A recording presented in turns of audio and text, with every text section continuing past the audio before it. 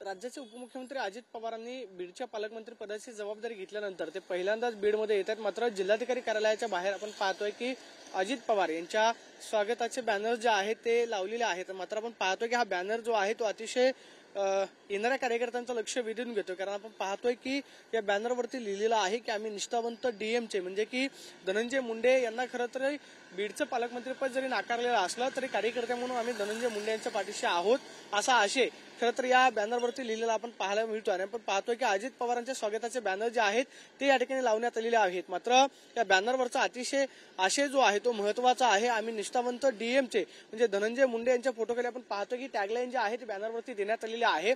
बीड जिल्ह्यामध्ये खरं तर संतोष देशमुख हत्या प्रकरणानंतर वेगवेगळे आरोप प्रत्यारोप जे आहेत ते धनंजय मुंडे यांच्यावरती होताना पाहायला मिळाले।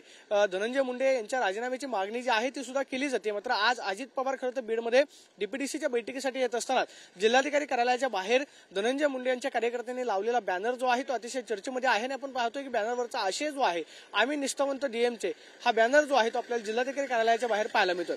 कॅमेरा पर्सन तुषार नवरोशन, प्रदीप कापसे, टीव्ही9 मराठी, बीड।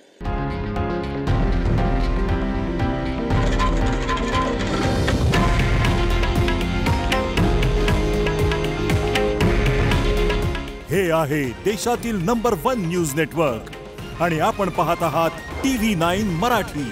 काळजी तुमची, हित महाराष्ट्राचं।